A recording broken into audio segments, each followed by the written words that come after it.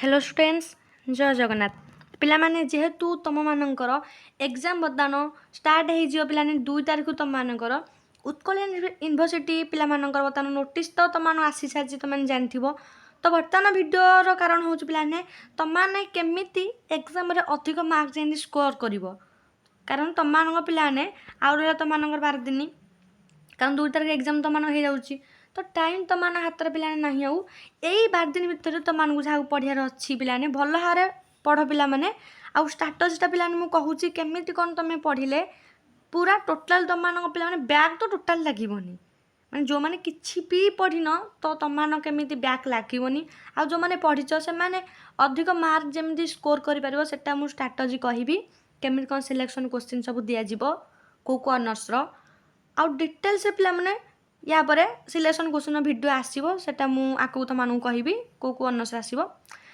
Channel जो मैंने नुआ अच्छा पे एबेठू ही चैनल को सब्सक्राइब करके रखी निंतु कारण आम चैनल आपण बहुत ही हेल्प कर तो क्लास तुम हो कारण तुम क्वेश्चन आंसर वीडियो भी आसो जो तुमको प्रैक्टिस करमी तुमकर एसी इंग्लीश है एसएससी 1 है बुझिपारे पिलाने तो तुमने टेलीग्राम चैनल भी जॉइन हो जाओ सब प्रकार अपडेट पाइबापी तो फास्ट देख तुम 2 तारिख रे फास्ट कौन अच्छी ना एसी इंग्लीश गोटे गोटे कर पे स्ट्राटेजी कहूँ एसी टू इंग्लीश अच्छी ताले पिलाने तुम जो एसी टू इंग्लीश अच्छी तो पिलाने तुमने डर थो ना इंग्लीश अच्छी केमी कौन मार्क रखू आमर बैक लग कि पिलाने किसी भी बैक लगे तुमर पैटर्न तो तुमने जानथ 1 2 5 8 ये मार्क पैटर्न तुमने एग्जाम हो तो पिलाने देख तुम मानकर 2 मार्क 5 मार्क 8 मार्क ये 3टा मार्कर सिलेक्शन क्वेश्चन तुमको प्रोवाइड कराहब कौन कहली सिलेक्शन क्वेश्चन प्रोवाइड कराहब जोड़ा तुम आर्ट्स साइंस कॉमर्स 3 जनकर बुझिपारे गोटे गोटे करके गोटे गोटे सब्जेक्टर मुझे कहूँ स्ट्राटेजी तुमको सिलेक्शन क्वेश्चन प्रोवाइड हम आउ जो 1 मार्क रहा है तुम क्वेश्चन आंसर प्रैक्टिस कराहब अलग यूनिवर्सिटी हो माने डिफरेंट डिफरेंट यूनिवर्सिटी जमीती कि 2026 पे जो एग्जाम तुम अलरेडी सरीगला कत यूनिवर्सिटी ता एग्जाम क्वेश्चन पेपर देन तुम पूर्व वर्षर क्वेश्चन पेपर तो सब प्रैक्टिस कले तुम जापर कौ वर्ष कौन क्वेश्चन आसूसी आउ तुम जमी अधिक मार्क स्कोर कर बुझिपारे ये 1 मार्क टेंशन गला तो 1 मार्क डेली तुमर एथर क्लास दिन छड़ा दिन तुम हो कि व्यस्त हवा दरकार कभर सब करदेवी नेक्स्ट तुमर 2 5 आ 8 मार्क या तो सिलेक्शन क्वेश्चन दिज्व पे आंसर सहित जमी पे से भितर ही तुम क्वेश्चन आसो बाहर किसी भी आसोनी बुझिपारे कारण तुम मानकर अलग यूनिवर्सिटी क्वेश्चन पेपर देखा कि कौन पढ़ुची बुझिपारे सब गुड़ा पे प्रैक्टिस करा तुमको एस इंग्लीश गला स्ट्राटेजी केमती दिहब तुमको आंसर सब प्रोवाइड कर देन तुम देख 3 तारिख अच्छी किसी भी गैप ना पे एसएससी 1 कौन कह पे एसएससी 1 तुम अच्छी 3टा अच्छी पे तो गोटे analytical ability and logical reasoning जोटा तुम एएलआर ऑर्गेनिक फार्मिंग आउ ट्रांसलेशन स्किल तो अधिकांश एक जोटा अच्छी ये सब पिलांकर अच्छी पिलाने एकटा तो या पर सिलेक्शन क्वेश्चन देवी भी क्वेश्चन देख पे प्रैक्टिस कर मैथ जिन अच्छी रिजनिंग भाया तो यहाँ प्रैक्टिस न कले हेनी यार क्वेश्चन सह आंसर आम प्रैक्टिस जोरा कि तुम से रिलेटेड तुम एग्जाम आसीज बुझिपारे ऑर्गेनिक फार्मिंग ट्रांसलेशन स्किल यार तुम्हारा सिलेक्शन क्वेश्चन प्रोवाइड कर दिया ये जो 2टा कंपलसन नुहे कि कंपलसरी क्वेश्चन विथ आंसर तुमको प्रोवाइड कर दिया बुझिपारे बर्तमान एसी 2 आउ एसएस 1 2टा कंपलसरी तुम समस्त टेंशन गला पिलाने यहाँ किसी व्यस्त हवा दरकार ना यार तुमर डेली तुम प्रैक्टिस वीडियो पूरा आसो पूरा डिटेल्स किसी व्यस्त हवा दरकार ना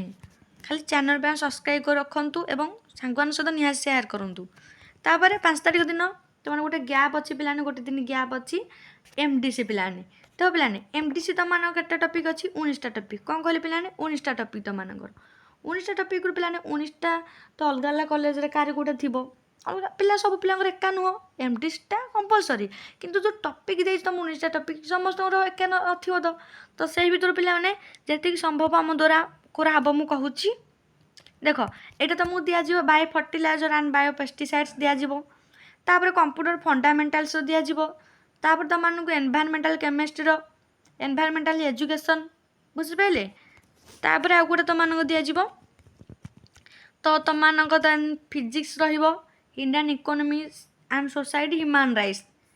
ଦେନ୍ ତୁମମାନଙ୍କର କେଉଁଟା ରହିବ ପିଲାମାନେ ସଷ୍ଟେନେବଲ୍ ଟୁରିଜିମ୍, ବୁଝିପାରିଲେ। ଆଉ ତୁମର ସାଇନ୍ସ ଟେକ୍ନୋଲୋଜି ଆଣ୍ଡ ସୋସାଇଟି। ଏତିକି ସିଲେକ୍ସନ୍ କ୍ୱେଶ୍ଚିନ୍ ପିଲା ଦିଆଯିବ, ବୁଝିପାରିଲେ। କିଛି ବ୍ୟସ୍ତ ହେବା ଦରକାର ନାହିଁ।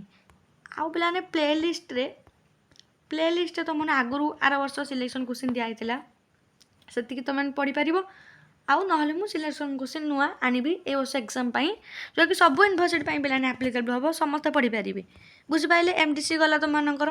ଆଉ ଏଥର ତୁମମାନଙ୍କର ଗୋଟେ ତୁମମାନଙ୍କର ବେନିଫିଟ୍ ହେଉଛି ପିଲାମାନେ, ଏଥର ଆନ୍ସର୍ ଭିଡ଼ିଓ ତୁମମାନଙ୍କ ପାଇଁ ମିଳିଯିବ, ବୁଝିପାରିଲେ। କମେଣ୍ଟ ତୁମମାନେ ଆନ୍ସର୍ ଲେଖିଦିଅ। ଯଦି ବହୁତ ସାରା ପିଲାଙ୍କର କମେଣ୍ଟ ଆନ୍ସର୍ ଆସିଲା, ଯଦି ଆନ୍ସର୍ ଚାହାନ୍ତି, ଯଦି ନ ଚାହୁଁଛ ତାହେଲେ ମୁଁ କିଆ ପିଲାମାନେ ଅପଲୋଡ଼ କରିବି। ଯଦି ତୁମେ ଆନ୍ସର୍ ଚାହୁଁଛ ତାହେଲେ ଆନ୍ସର୍ ଲେଖ, ତ ଦେନ୍ ମୁଁ ଆନ୍ସର୍ ଭିଡ଼ିଓ ଅପଲୋଡ଼ କରିଦେବି, ବୁଝିପାରିଲେ। ଯେଉଁଟା ତୁମମାନଙ୍କୁ ଇଜି ହେବ ପଢ଼ିବା ପାଇଁ PDF ମୁଁ ଦେଇଦେବି ଟେଲିଗ୍ରାମରେ, ଆଉ ବୁଝେଇଦେବି। ତୁମମାନେ ଇଜିଲି ତୁମମାନଙ୍କର ଟାଇମ୍ ଲସ୍ ହେବନି, ପଢ଼ିପାରିବ ଭଲ ଭାବରେ। ତାପରେ ଗୋଟେ ଦିନ ଗ୍ୟାପ୍ ଛାଡ଼ିକି ତୁମମାନେ ଯଦି 7ରେ ପିଲାମାନେ ତୁମମାନଙ୍କର AEC ଆଉ ଯେଉଁ ଅଛି SCC, ତ ତୁମମାନେ ସେଇଟା ଗ୍ୟାପ୍ ଦେଇନି। 2, 3 ଦେଇଛି, ଗ୍ୟାପ୍ ଦେଇନି। ତାପରେ 5ରେ ତୁମମାନଙ୍କୁ ଦେଇଛି, 5ରେ ତୁମମାନଙ୍କର MDC, 7ରେ ଦେନ୍ ଗୋଟେ ଦିନ ଗ୍ୟାପ୍ ଦେଇଛି। ତୁମମାନେ କ'ଣ ନା ତୁମମାନଙ୍କର ଅଛି ମେଜର ପେପର୍ 3, ବୁଝିପାରିଲେ। ମେଜର 3 ଅଛି ତୁମମାନଙ୍କର।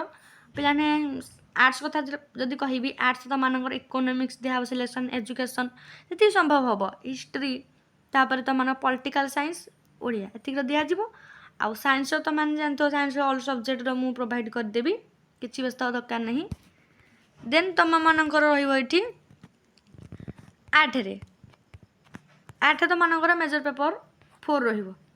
ସେମିତି ମେଜର ପେପର୍ 4ର ତୁମର ସିଲେକ୍ସନ୍ କ୍ୱେଶ୍ଚିନ୍ ପ୍ରୋଭାଇଡ଼ କରାହେବ। ଅଲରେଡ଼ି ସାଇନ୍ସର ମୁଁ ମାନେ ପ୍ରୋଭାଇଡ଼ କଲିନି, ଯେତିକି ଦେଖିବ ତୁମମାନେ। କେମିଷ୍ଟ୍ରି ପ୍ରୋଭାଇଡ଼ କରିଛି, ବଟାନି ପ୍ରୋଭାଇଡ଼ କରିଛି, ଆଉ ଜୁଲୋଜି ଫିଜିକ୍ସ ତୁମମାନଙ୍କ କାଲି ଭିତରେ ଅପଲୋଡ଼ ହେଇଯିବ, କିଛି ବ୍ୟସ୍ତ ହେବା ଦରକାର ନାହିଁ। ଦେନ୍ ତୁମମାନଙ୍କ ଏଠି ଦେଖିପାରୁଥିବ, ଏଇଟା ଗଲା ତୁମମାନଙ୍କର। ଦେନ୍ ତୁମର 9ର ଅଛି କ'ଣ ମାଇନର ପେପର୍। ମାଇନର ପେପର୍ ତୁମେ ଜାଣିଥିବ, ମାଇନର ପେପର୍ର ସିଲାବସ୍ ତୁମମାନଙ୍କର କେଉଁଟା ନା ଅନର୍ସ ପେପର୍ର କୋର୍ 2ଟା ତୁମମାନଙ୍କର କ'ଣ ନା ମାଇନର ପେପର୍। ତ ସେ ଅନୁସାରେ କୋର୍ 2ର ସିଲେକ୍ସନ୍ କ୍ୱେଶ୍ଚିନ୍ ତୁମେ ପଢ଼ିପାରିବ, ନହେଲେ ମୁଁ ପ୍ରୋଭାଇଡ଼ କରିବି, କିଛି ବ୍ୟସ୍ତ ହେବା ଦରକାର ନାହିଁ। ଆଉ ଯାହାର ଯେଉଁଟା ସିଲେକ୍ସନ୍ କ୍ୱେଶ୍ଚିନ୍ ଦରକାର କମେଣ୍ଟ ସେକ୍ସନ୍ରେ ତୁମମାନେ କହିଦିଅ। ତ ତୁମମାନଙ୍କର ତ ଏତିକି 9ରେ ତୁମମାନଙ୍କ ଏକ୍ଜାମ୍ ସରିଯାଉଛି ପିଲାମାନେ। ମାଇନର ପେପର୍ ରହୁଛି ଯେହେତୁ ତୁମମାନଙ୍କର 2ରୁ ଷ୍ଟାର୍ଟ, ତୁମମାନଙ୍କ 9ରେ ଶେଷ। ପିଲାମାନେ ମୁଁ କହିଥିଲି ତୁମମାନଙ୍କର ଅଗଷ୍ଟ ଲାଷ୍ଟ ୱିକ୍, ନହେଲେ ସେପ୍ଟେମ୍ବର ଫାର୍ଷ୍ଟ ୱିକ୍, 2, 3 ପାଖାପାଖି ତୁମମାନଙ୍କର 5 ଭିତରେ ଏକ୍ଜାମ୍ ହେଇଯିବ। ତ ଦେଖ ଏକ୍ଜାମ୍ ହେଇଯାଇଛି। ଆଉ କହିଥିଲି 20 ପାଖାପାଖି ତୁମ ନୋଟିସ୍ ପଳେଇ ଆସିବ। ତେଣୁ ନୋଟିସ୍ ବହୁତ ଜଲ୍ଦି ବି ପଳେଇ ଯାଇଛି ଏଥର, ବୁଝିପାରିଲେ। 18 ଦେଖ ତୁମ ନୋଟିସ୍ ଆସିଛି। ତ ତୁମର ରିଏଲ୍ ଅପଡ଼େଟ୍, ଫାଷ୍ଟ ଅପଡ଼େଟ୍ ଆମ ଚ୍ୟାନେଲ୍ ପ୍ରୋଭାଇଡ଼ କରିବ। ଯେତେବେଳେ ବି ଯାହା ବି ନୋଟିସ୍ ଆସିଲା, ଏକ୍ଜାମ୍ ରିଲେଟେଡ଼୍ ହେଉ, ଯାହା ବି ରେଜଲ୍ଟ ରିଲେଟେଡ଼୍ ହେଉ, ତ ତୁମମାନଙ୍କୁ ପ୍ରୋଭାଇଡ଼ କରାହେବ। କିଛି ବି ବ୍ୟସ୍ତ ହେବା ଦରକାର ନାହିଁ ପିଲାମାନେ ତୁମମାନେ। ଆଉ ଆମ ଚ୍ୟାନେଲ୍ ସହ ଯୋଡ଼ି ହେଇ ରୁହନ୍ତୁ।